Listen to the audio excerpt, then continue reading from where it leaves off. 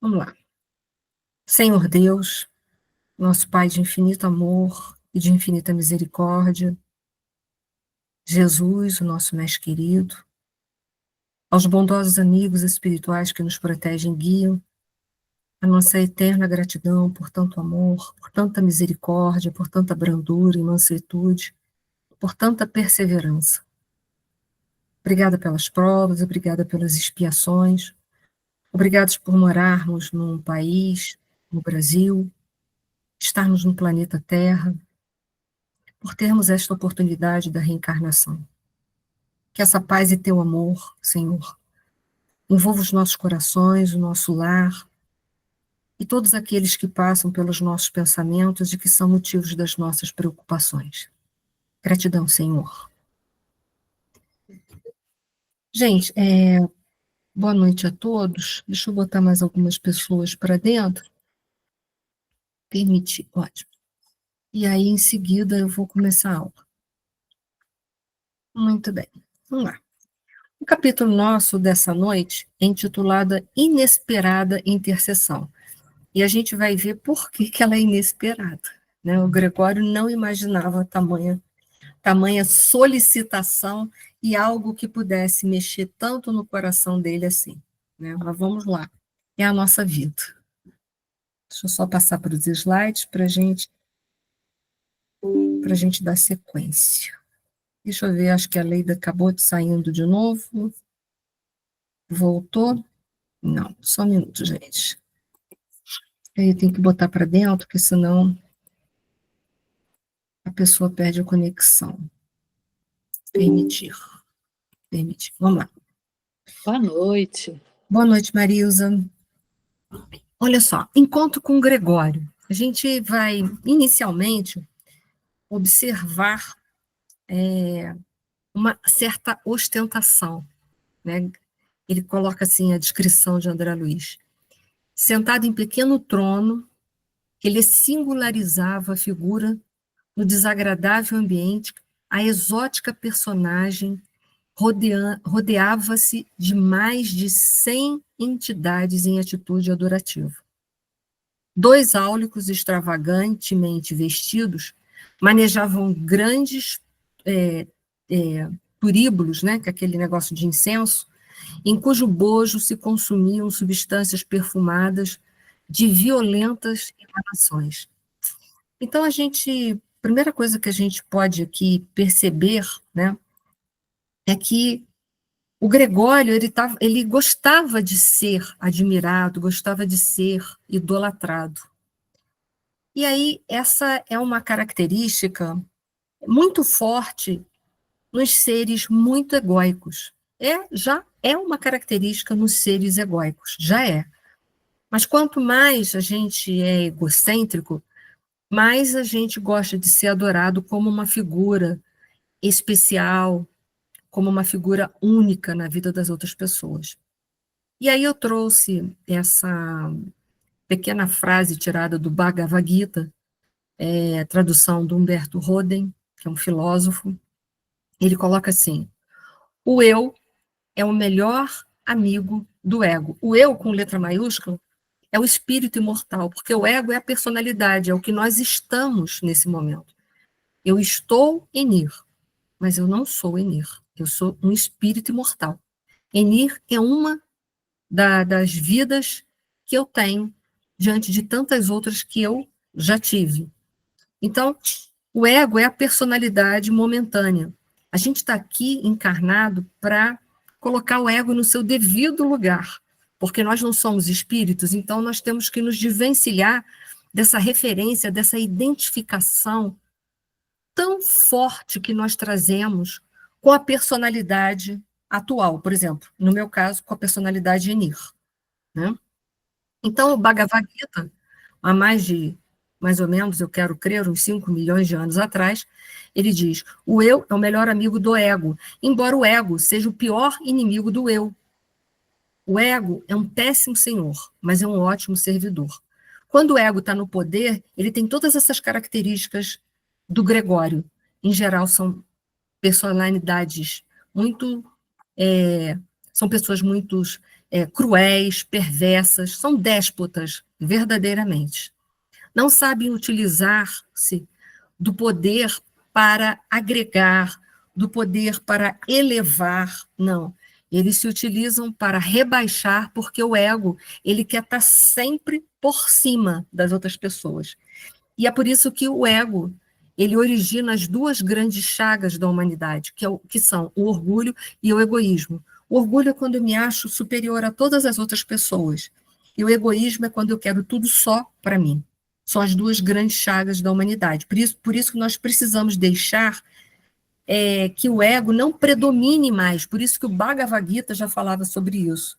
Quem tem que predominar é o espírito imortal, que tem uma visão de síntese, uma visão de que o outro ele é tão importante quanto eu.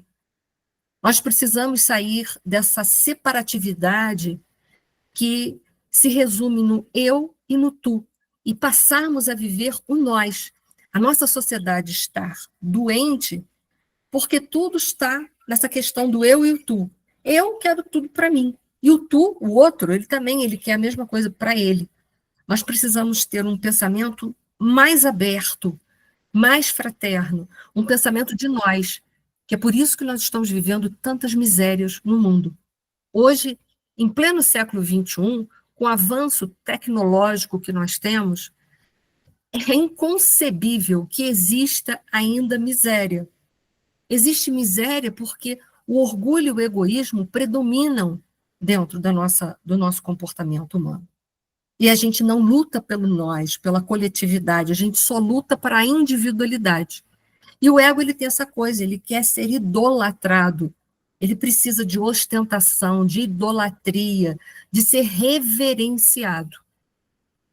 Então, por isso aqui, quem estuda as obras da série psicológica da Joana de Ângeles vai entender isso melhor, porque a gente veio aqui para superar essa personalidade e ter uma visão mais abrangente, uma visão de síntese da humanidade. Sair desse eu e desse tu e passarmos a viver o nós. O Gregório está no auge da sua ostentação, no auge da sua vivência egóica. Por isso que eu digo, hoje nós ainda temos muito apego e muita identificação ainda com o nosso ego, com essa personalidade, com essa vida material. A gente ainda tem. Justamente quando a gente conseguir alcançar a posição de espíritos puros, a gente se desvencilha desse ego. Ele passa a ser apenas um servidor, porque o que vai predominar dentro de nós é o eu maior, ou o self, que Jung fala tão bem e que Joana de Ângeles retrata tão bem na sua série psicológica. Então, a gente vê que o Gregório, ele ainda é uma personalidade muito imatura, porque ele precisa dessa adoração, dessa adulação, dessa ostentação. Ele precisa disso. Por isso que a gente diz que o mal não tem como se sustentar por si só. É o quanto de alimento que nós dermos para ele, ele vai se manter vivo. Quando a gente não alimentá-lo mais, ele morre. Boa noite a todos que foram chegando aí depois. Então, o Gregório está nesse auge da sua imaturidade. Né? A gente vê aqueles áulicos, aquelas pessoas todas reverenciando ele, ele precisa disso. Sem os sectos, o trabalho dele vai de água abaixo. Diferente do bem, que tendo adesão ou não tendo adesão, ele nunca é destruído. Mas o mal, ele é perecível, ele tem prazo de validade. A consciência egóica, que dá origem ao mal, as duas chagas da humanidade, ela é perecível, ela tem prazo de validade. Ela vai se tornar um servo no futuro, um servo nosso, que somos espíritos imortais. Não sei se eu consegui, de alguma maneira, me fazer entender para vocês. Caso não, por favor, façam suas perguntas para ver se eu estou no alcance de respondê-los. Então, eu fico aguardando. Se vocês não, eu vou passar. Se vocês quiserem, eu paro e respondo, tá? Deixa eu só voltar para o slide, que eu saí para botar algumas pessoas para dentro. Vamos lá. O ego, eu trouxe mais um pouquinho do ego para a gente compreender a dinâmica Como é que é a dinâmica do ego? Ai, meu Deus, aqui já está piscando a luz de novo, só espero que não acabe. Eu espero que não acabe, voltou, né? O ego, ele tem uma dinâmica, né? Ele trabalha com proteção e comparação. Está sempre se comparando com as outras pessoas. O ego é muito comparativo, né? Então, ele vai comparar as coisas, ele vai ver certo e errado, vai estar sempre sendo juiz das coisas. O ego nos leva para um julgamento de valores. É muito ruim isso, né? A gente julga a vida de todo mundo, a gente tem resposta para a vida de todo mundo. Mas quando chegam os nossos problemas, o que a gente fala? Não, mas peraí, né? Tem que ser um pouquinho mais devagar, né? Não é assim que a gente faz? Para a gente tem atenuantes, para os outros não tem atenuantes. O ego tem essa coisa de 2 pesos e 2 medidas, né? Porque ele julga muito, ele trabalha com comparações. Então, o forte e o fraco, quando alguém é mais forte do que ele tenta suplantar esse alguém. De que forma? Ele não tem competência para subir, então ele rebaixa as pessoas, denegrindo a imagem das pessoas, sendo maledicente, promovendo maledicências, né? E tudo mais. O ego é que vai gerar uma falsa consciência do bem e do mal, essa dualidade que a gente vive, mas que, em verdade, a gente entende racionalmente que o mal não existe. Mas no nosso mundo a gente vê a presença do mal. Mas o mal, em essência, ele não tem existência. A gente parando de alimentar, ele morre. E o bem, como eu disse para vocês, aderindo ou não, o bem continua existindo. A gente aderindo ou não, né? O Rogério está perguntando se tem uma ligação com a baixa autoestima. Tem. Toda pessoa que tem uma baixa autoestima muito grande, ela é muito egóica.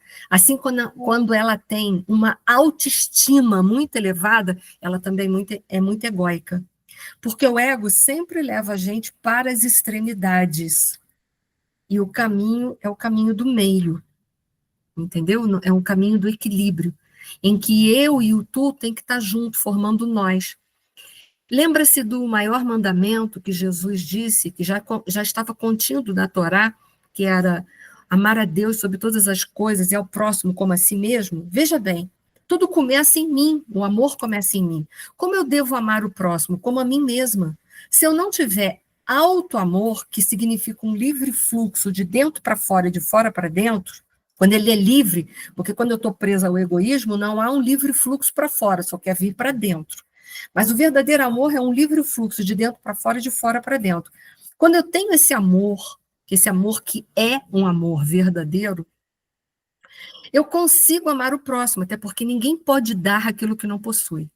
Se eu me amo, eu tenho amor para dar ao próximo, eu completo a tríade do maior mandamento, que é o amor ao próximo como a mim mesmo e a Deus, porque se eu me amo e amo a criação, automaticamente eu amo a Deus. Mas enquanto a gente estiver envolvido pela consciência egóica, esse amor não é um amor incondicional, é um amor ainda em germe. É um amor em germe.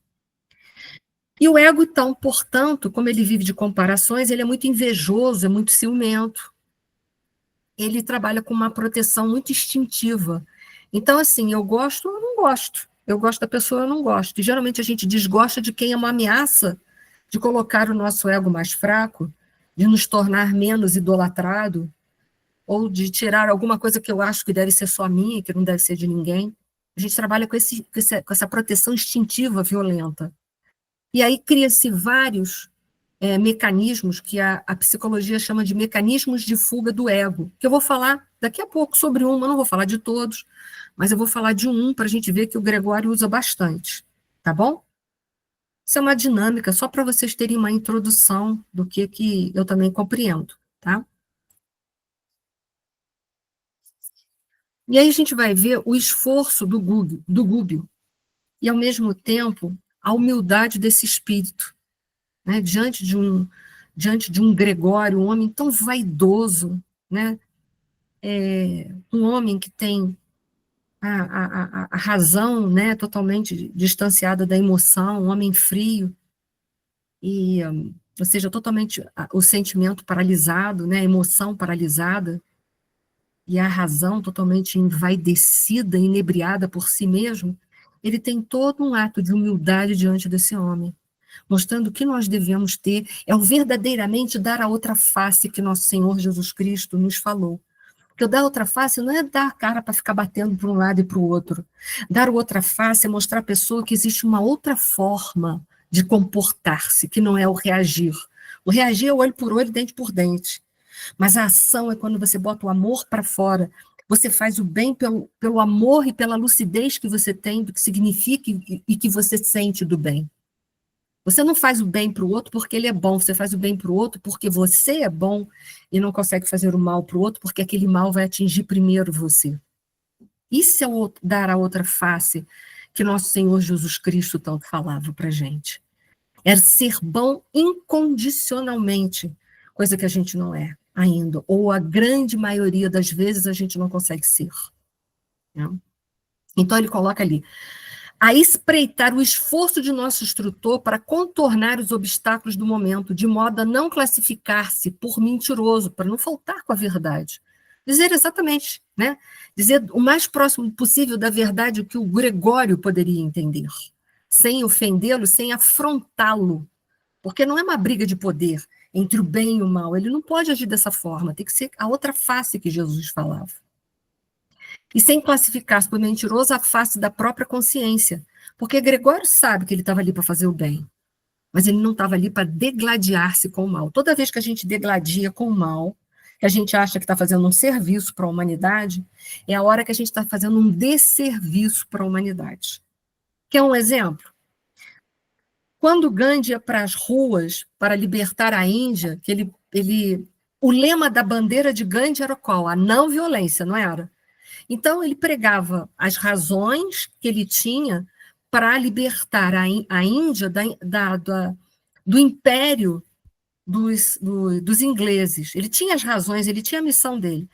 Quando os soldados iam para a rua para se defrontar com os manifestantes, quando eles apanhavam de cacetete, não sei se vocês sabem das histórias de Gandhi, Gandhi revidava ou ficava parado ali recebendo, né, os cacetetes em cima, apanhando, ou ele chegava e se defendia? Vocês sabem o que ele fazia? Estava apanhando. Ele apanhava até o final, né?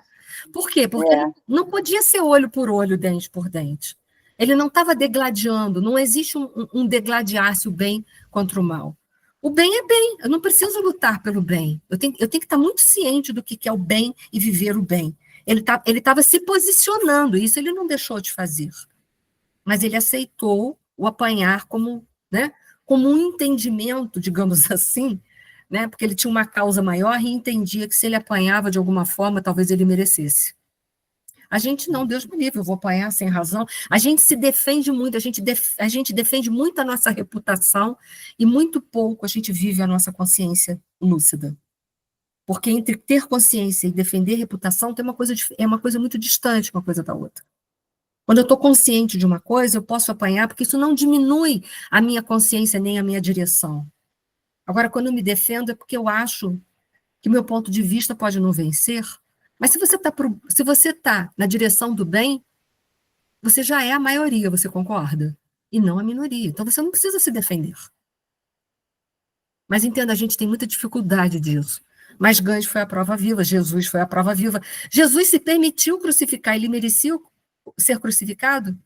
O que falavam dele era verdade? Não, mas ele não deu vazão à reputação. Ele seguiu aqui a proposta dele.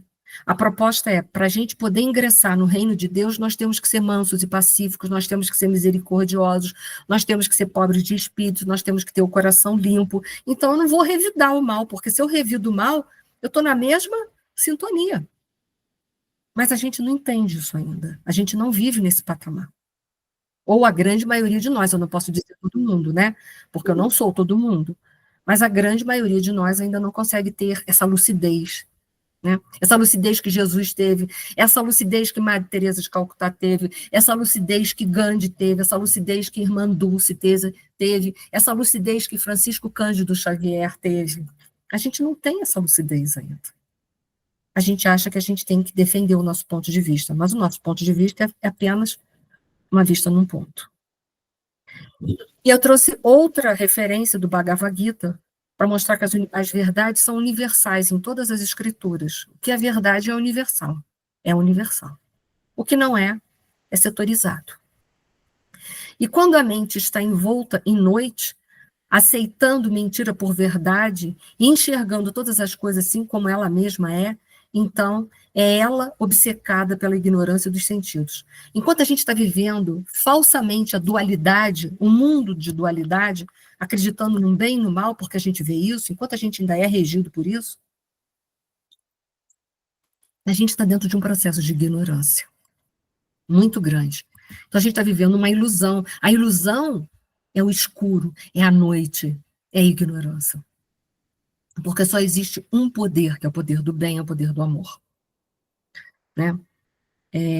Tem um pensamento que eu até botei no meu status.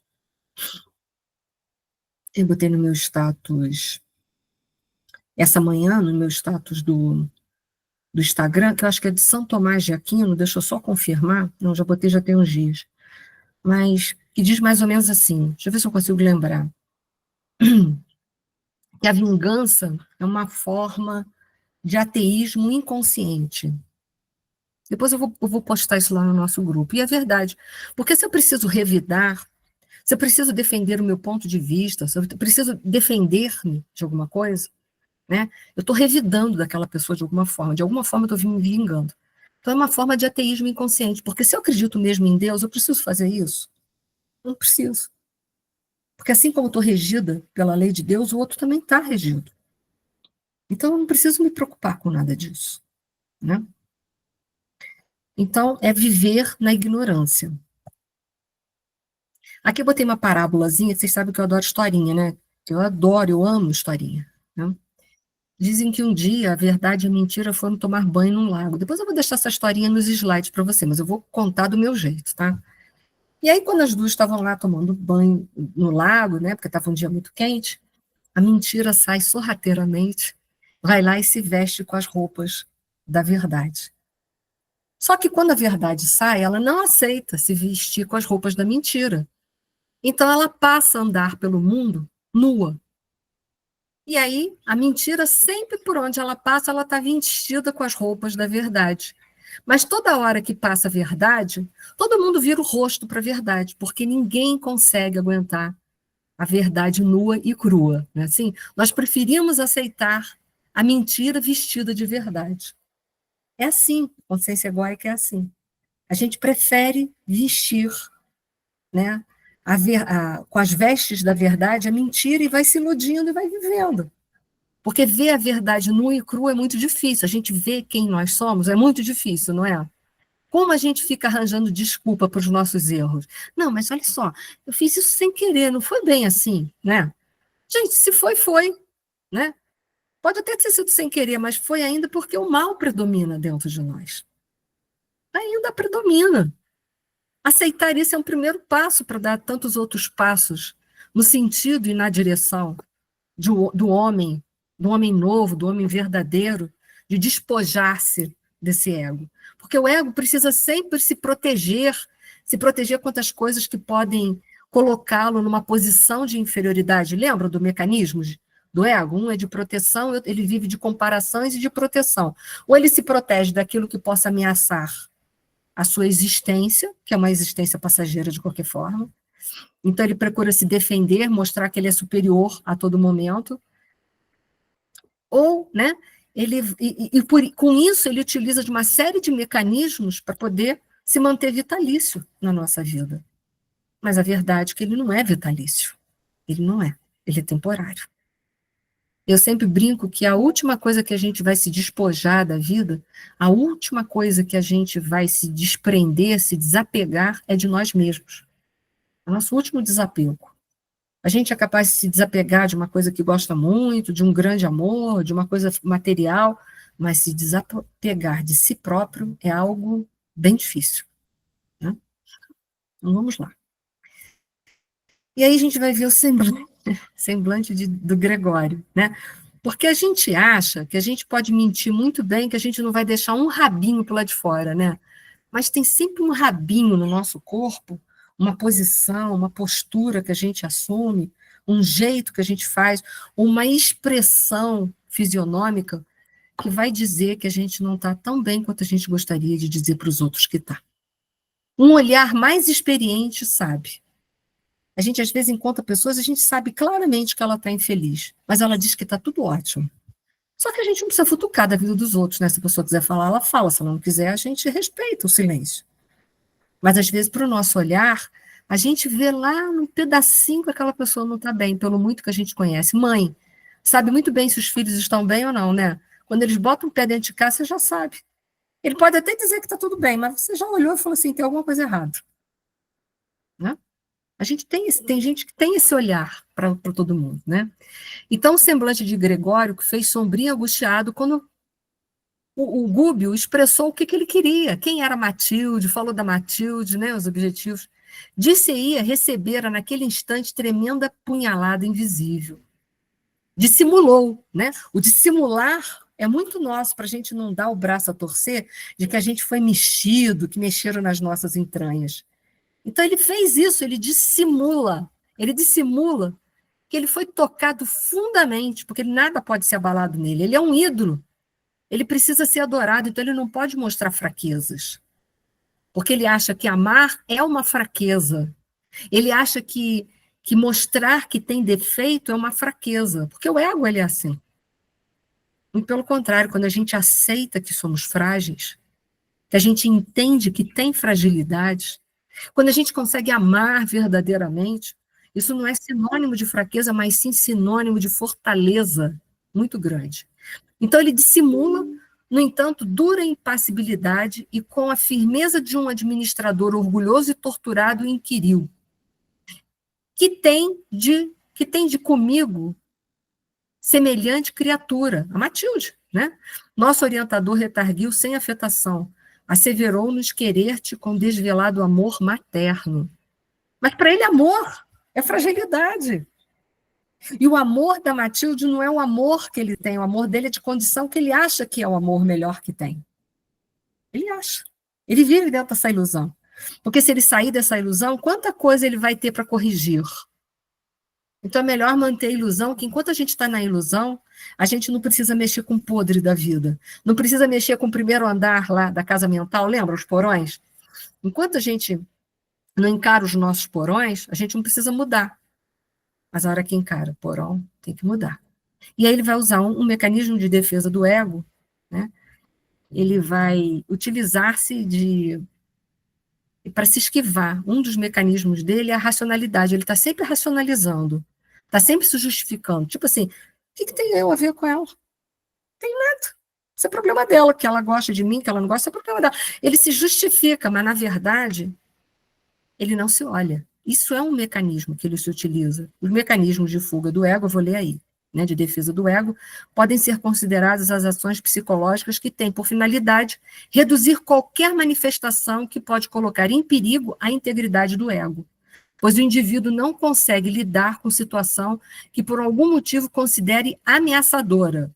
Isso era ameaçador para ele, né?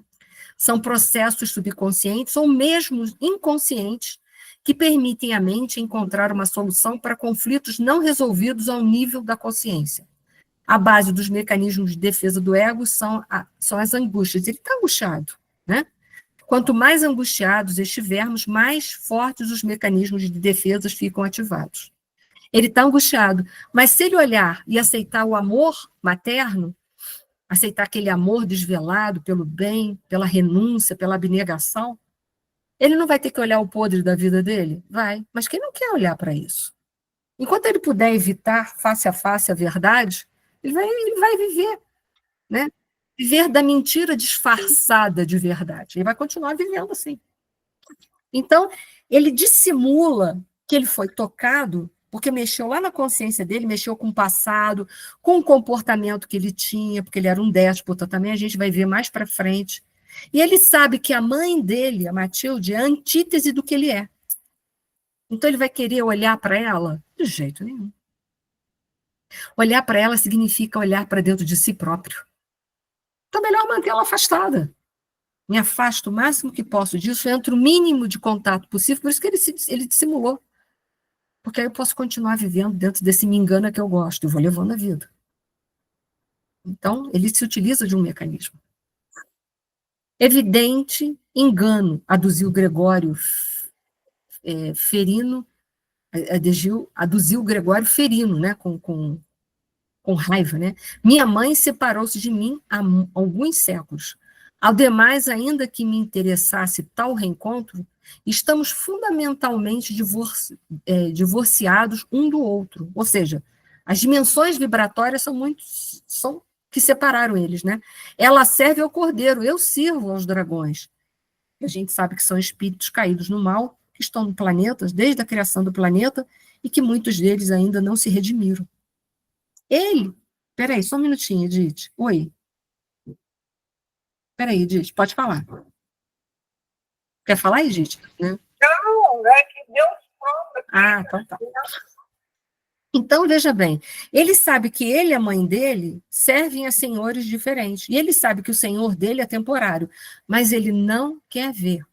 Porque esses espíritos que estão endurecidos já desde o início da criação do planeta, eles também terão prazo de validade. Um dia eles terão que se curvar diante do bem. Porque o mal tem prazo de validade. Um dia eles vão ter que se redimir. Porém, por enquanto estão lá. Ele segue, mas ele sabe que não é para sempre. Ele está se iludindo de que ele poderá ainda perpetuar isso por muito tempo. Mas não poderá. Tá?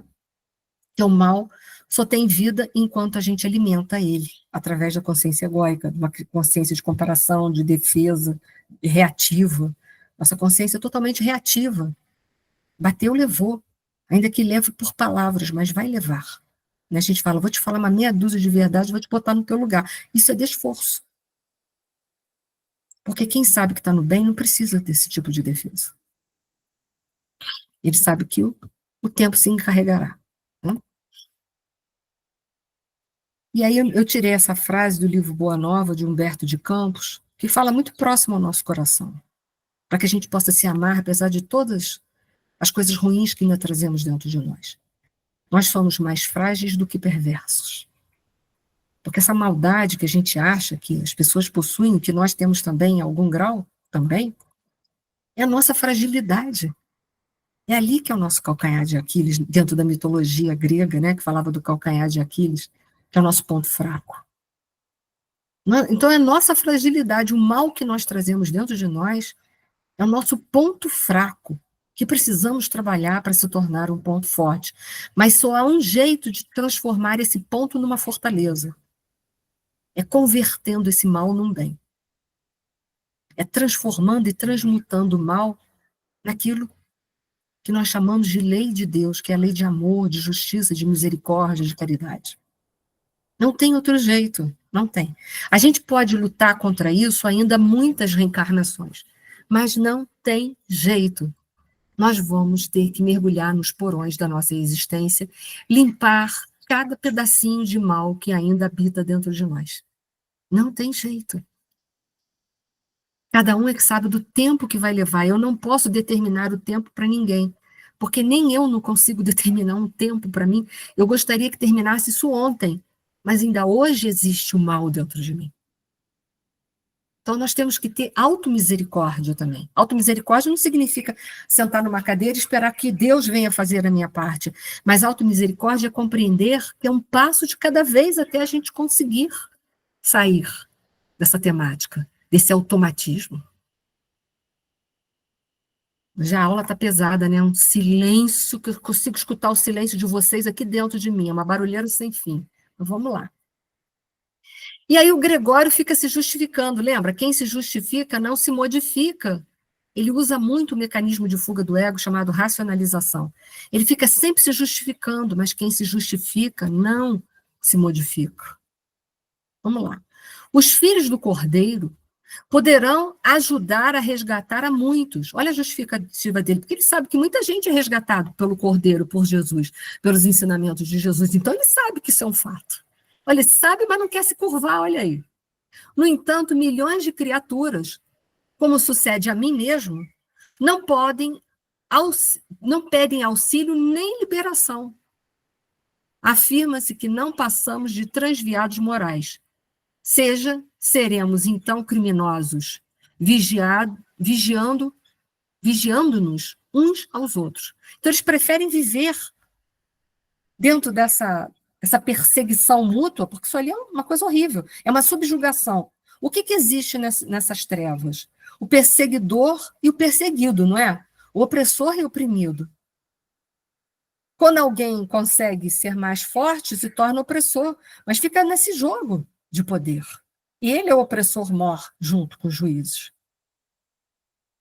Mas isso leva alguém a sair do sofrimento? Não, está lá milênios sofrendo. Porque só há um jeito de sarar o sofrimento na nossa vida. É vivendo a lei de amor. Não tem outro jeito. Mas ali eles vivem a lei do amor? Não, eles vivem a vida do justiceiro, do desforço, do julgamento, do opressor e do oprimido. E aí a gente sabe que a vítima constitui o algoz. Eles não saem desse circuito. Para quebrar esse circuito, só amando. Para quebrar os circuitos de inimizade da nossa vida, das diferenças na nossa vida, só há um jeito, é amar, ponto final. Ah, mas eu não vou com a cara de fulano, tudo bem, já é um passo, entender que não vai. Você não precisa amá-lo, mas pode respeitá-lo. Já é um primeiro passo. Pode não maldizê-lo, já é o primeiro passo. Mas um dia nós vamos ter que nos amar todos, todos. E é isso que a gente precisa compreender. Como pude escutar-te calado tanto tempo? Né? Ele fala assim para ele, nossa, como é que eu me permiti te escutar tanto tempo? Fala sério, só faltou ele falar assim, qual é a tua? Eu poderia ter te fulminado em 1 minuto, mas ele sabe que ele não pode fulminar a verdade. Então ele dá uma escamoteada, na verdade, né? Como pude escutar-te calado tanto tempo, como se ele tivesse algum ato de misericórdia? Ele não tem autoridade, ele pode ter poder, mas ele não tem autoridade em cima do Gúbio. Então ele dá uma assim, de que ele foi assim, condescendente, foi bonzinho nada, ele não tinha argumentação, porque ele não tinha autoridade contra as palavras do Gúbio. Vocês entendem como ele fica fazendo um jogo? Mas na verdade ele não é misericordioso, coisa nenhuma.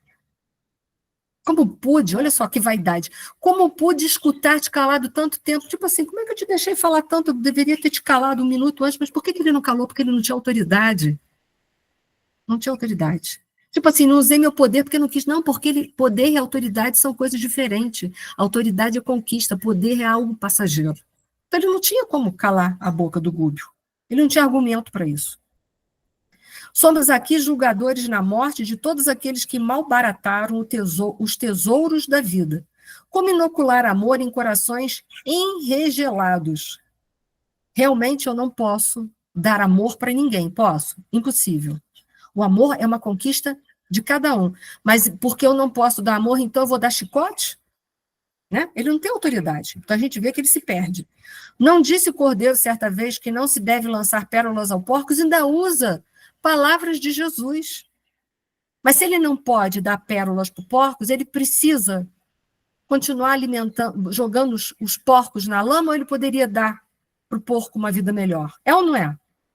Ele não tem argumentos, os argumentos dele são superficiais. Por isso que ele não conseguiu intimidar Gúbio, sabe por quê? Porque ele não tinha autoridade nas palavras. Para cada pastor de rebanho na terra, há 1000 porcos ostentando as insígnias da carne. Tudo bem, há muitos na terra que ainda não podem compreender o amor de Jesus. Mas não é por isso que a gente vai castigar as pessoas só porque não podem amar a Jesus, não é isso? Senão a gente volta a fazer a guerra dos 100 anos, né? Que em nome de Jesus, da bandeira de Jesus, se matou tanta gente. Não. Amar é deixar que o outro seja, disse Santo Agostinho. Deixa que o outro seja o que ele dá conta. Um dia, quando ele der conta do amor, ele vai ser verdadeiro. Até lá, ame. Ame como ele é, torto do jeito que ele é. Porque não é assim que Deus nos ama? Torto do jeito que nós somos? Nós somos tortos, mas nem por isso Deus deixa de amar nenhum de nós. Então, que a gente faça o mesmo com relação aos outros. E aí me lembrou a primeira epístola de Pedro, capítulo 4, versículo 8. O amor cobre a multidão dos pecados. Porque Deus está dentro de nós, não está? Deus está dentro do Gregório? Faço essa pergunta para vocês, estou fazendo essa pergunta. Deus está dentro do Gregório? Tá? Ele é filho de Deus? É. Sim. Deus ama tanto o Gregório que está lá nas trevas junto com ele. Então, quem somos nós para julgar as pessoas e dizer que eu não me misturo com essa gente? Você não deve se embolar mas estar junto sempre que possível para passar algo de diferente. Mas não se embolar. É que a gente confunde estar com as pessoas e se embolar com elas. Mas são coisas separadas. Encontro com Gregório. E aí a não violência, né, que Gandhi tanto falava. Sim, concordou o nosso orientador, imperturbável. Olha que serenidade tem Gúbio, né? Só alguns corações muito preparados poderiam ter esse diálogo com Gregório, realmente. Suponho conhecer a extensão de tuas possibilidades. Quer dizer, o Google ainda diz, eu suponho conhecer a extensão das tuas possibilidades. Google sabe que as possibilidades dele são restritas. Porque se Deus falar chega, chega. Mas não é assim que Deus faz. Né? Eu e meus companheiros, a leve ordem de tua boca, podemos receber prisão e tortura. Ele sabe o que o Gregório pode fazer com ele. Né?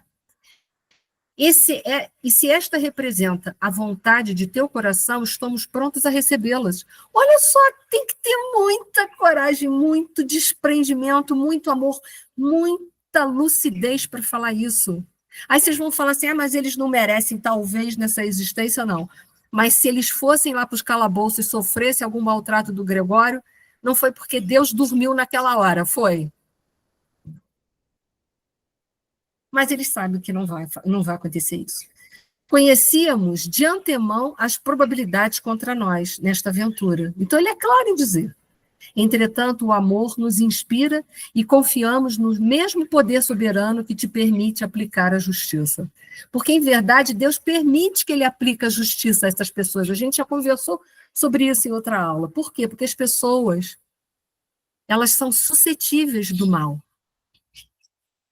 O mal só se insinua onde não viger o bem. Não é ali que ele se insinua?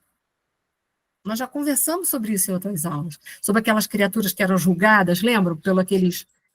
Por aqueles juízes, que eram verdadeiros justiceiros.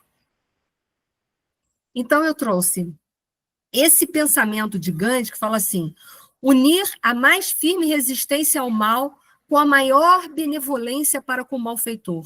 Não existe outro mal de purificar o mundo. Olha só, isso é ou não é o dar a outra face que Jesus falou? O que a gente deve fazer quando o outro for muito mal contra mim? Ser o mais benevolente para com ele possível. Isso é a única forma de purificar o mundo. Ele não disse mudar o outro, mas de trazer a pureza para o mundo. Olha que interessante. Por quê? Porque há muitos corações que estão na dúvida entre a ação e a reação. A hora que vê que a ação do bem vale a pena, então vale a pena ser bom. Aos que estão verdadeiramente mergulhados, são empeternidos no mal, esses não conseguem ainda ter visão dilatada. Então não vai ser possível purificar ainda agora, mas depois sim. Olha que interessante. Então trouxe essa frase para mostrar para a gente. Gandhi, a bandeira de Gandhi era a não violência. E Jung falava, aquilo que você resiste, persiste. Se eu resisto ao mal, se alguém vem me dar uma batida numa face e eu não dou a outra, eu resisto. Você me bateu, agora você vai ver, eu vou resistir. Ponf. Se eu resistir, vai persistir a violência? Vai persistir a violência. Por isso que Gandhi não foi para a rua, quando ele apanhava com os cacetetes dos soldados ingleses, ele apanhava com resignação. Porque é aquilo que você resiste, persiste. E ele só ganhou porque o lema dele foi a não violência.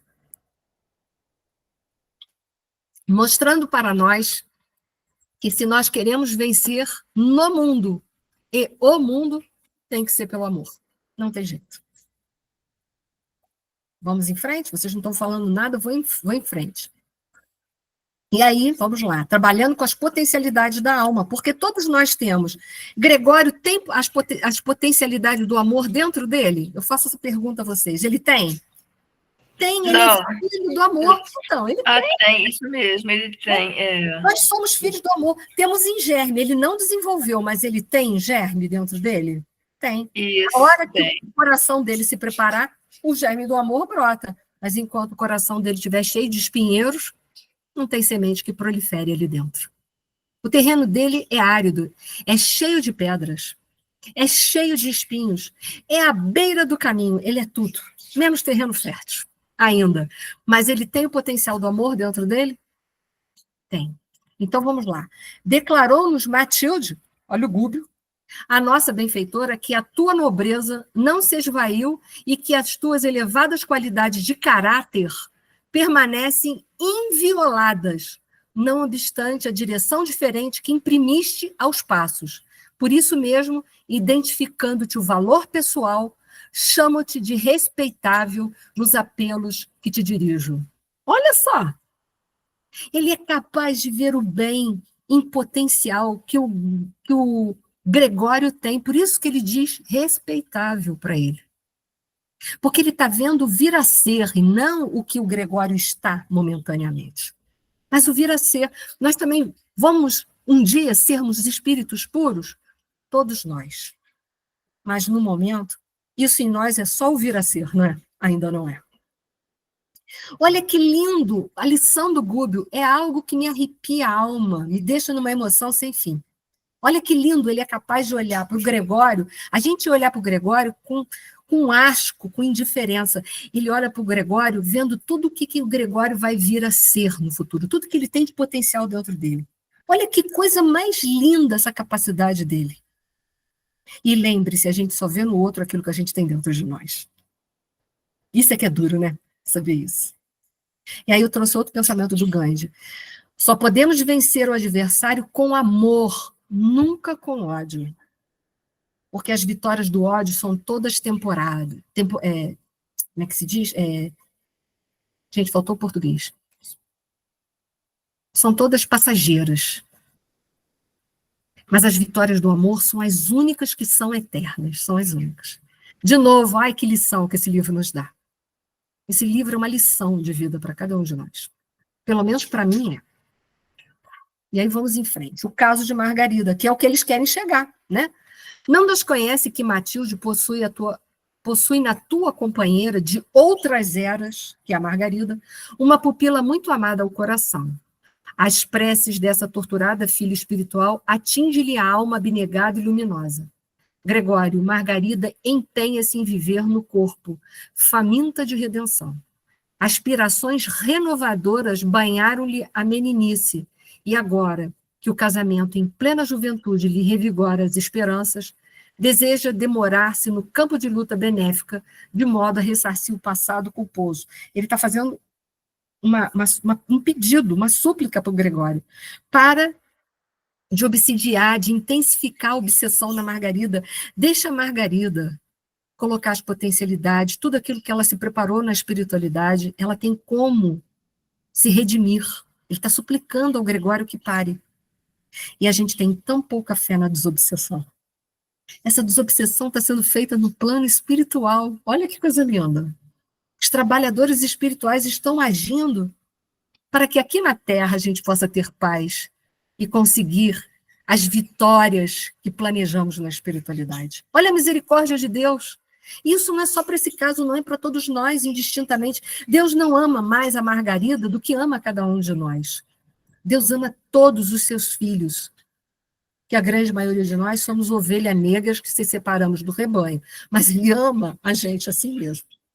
Né? Olha que bonito isso. Quão esperançoso é isso. Quão esperançoso. Alguém está lutando com todo o amor que existe dentro do seu coração para que Margarida pare de sofrer essa obsessão e possa se corrigir no caminho da vida. Olha que lindo isso. Que é mais prova de amor de Deus do que isso? Gente, não é possível. Se ainda não consegues ouvir os recursos interpostos pela lei do Cordeiro Divino, né, que se aquele não quer ouvir o Mestre Jesus, que nos recomenda o amor recíproco e santificante, não te ensurdeças ao apelo do coração materno, que é Matilde, né? Ajuda-nos a libertar Margarida, salvando-a da destrutiva perseguição. Não se faz imperioso o teu concurso pessoal, quer dizer, ele não precisa ir lá pessoalmente e fazer. Basta-nos a tua indiferença, ou seja, faz de conta que não está vendo, a fim de que nos orientemos com a precisa liberdade. Então, eles não estão dizendo assim, vai lá, Gregório, perdoa ela, não. Apenas fique indiferente que a gente trabalha e resolve essa situação. E depois você resolve o seu coração com Margarida. Porque a gente vai ver que ele e Margarida foram companheiros de outrora, teve problemas aí. Então, depois tu conserta o teu coração que foi ferido. Mas, por hora, deixa a Margarida ser liberta dessa obsessão. Deixa eu ver. Vamos lá, estou terminando. Sabemos grande sacerdote. Olha aí ele falando. Porque ele é um grande sacerdote. Sabe por que ele é? Porque se ele pegar toda essa força que ele usa para fazer o mal, se ele fizer o bem, hein? Nossa! Quanta coisa esse homem vai fazer. É ou não é? Pega a mesma força que está direcionada para o mal, agora direciona ela para o bem. Olha quanta coisa esse homem ia fazer, esse espírito imortal ia fazer. Então, em verdade, ele é um grande sacerdote. Só que fez uma opção péssima, né? Se direcionou suas forças para um lado muito ruim. Que sem a tua permissão, em vista dos laços que Margarida criou com a tua mente poderosa e ativa, ser-nos-ia difícil qualquer atividade libertadora. Promete-nos independência de ação. Não te pedimos sustar a sentença, nem pretendemos inocentar Margarida. Quem assume compromisso diante das leis eternas é obrigado a encará-los de frente, agora ou mais tarde. Para resgate justo, rogar-te-íamos, contudo, me perdi, adiamento na execução de teus propósitos. Concede à tua devedora um intervalo benéfico em homenagem aos desvelos de tua mãe, e possivelmente os dias se encarregarão de modificar este processo doloroso. Então, ele não está pedindo, não está dizendo que Margarida não errou, tanto ela errou que ela está suscetível, ela tem calcanhar de Aquiles, ela tem brecha, por isso ela está obsidiada. Ele não está inocentando, está dizendo, ela vai resgatar, mas ela vai resgatar de outra forma. Mas liberta ela da tua vingança pessoal, da tua forma justiceira de ver a lei de Deus. Libera ela disso. Deixa Deus operar nela a lei embasada no amor e na misericórdia. É isso que o Gúbio está pedindo. E aí, olha só, ele confessa, olha ali a fragilidade dele. Tenho necessidade do alimento psíquico que só a mente de Margarida pode me proporcionar. Não dá o braço a torcer que gosta, não é? Não dá o braço a torcer. Converteu o amor em ódio para suportar algum momento mal resolvido. Porque amor e ódio são as duas faces de uma mesma moeda. E é por isso que eu coloquei: o egoísta é aquele que se alimenta da energia material e espiritual do outro. O amor dele ainda é um amor cheio de condições, que é a maioria do nosso amor também. Não dá o braço a torcer. Não tenho o amor dela, não tem problema, eu odeio ela e faço mal a ela até o fim da vida, pelo menos eu tenho um contato com ela. Isso é muito egoísmo, não é? Mas muitas vezes a gente é assim. Não é só o Gregório, não. E se propuséssemos semelhante bênção em troca de tua neutralidade ante o nosso esforço de salvação, permitindo-nos agir concomitantemente com os servidores que te obedecem às ordens, não os inclinarias contra nós e deixar-nos-ias ombrear com eles, tentando a restauração? O tempo, dessa forma, daria o último retoque em tuas decisões. Então, novamente, ele reforça o pedido. Gregório refletiu alguns instantes e retarguiu. É muito tarde. E ele perguntou, por quê? O caso de Margarida, esclareceu o hierofonte em tom significativo. Está definitivamente entregue a uma falange de 60 servidores de meu serviço, sob a chefia de um duro perseguidor que lhe odeia a família. Então, ele entregou a um homem, a um espírito, que comanda essa falange de 60 espíritos, que tem graves problemas com a família de Margarida. Mas deixa estar que o amor cobre a multidão dos pecados. Olha aí. E se nos confundíssemos com as tuas falanges, tentando o serviço a que nos propomos?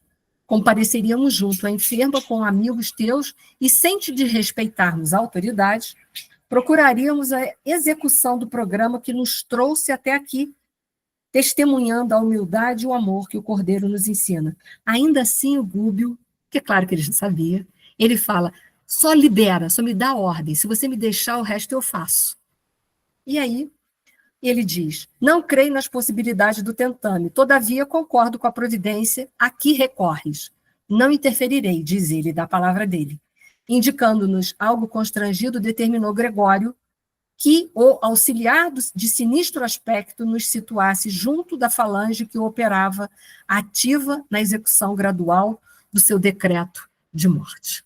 Então, os próximos capítulos, nós veremos como será esse trabalho maravilhoso que o Gubbio está fazendo junto com a Matilde, né, num plano maior, o trabalho que está sendo mobilizado no caso de desobsessão da Margarida, e a gente vai ver que o amor cobre a multidão dos pecados. Nós vamos ver isso nesse livro. Então, vale a pena amar, gente, não desista. Então, desejo a todos uma semana de muita paz com o nosso Senhor Jesus Cristo, que Ele possa guiar as nossas emoções e os nossos pensamentos hoje e sempre. Muito obrigada, boa noite.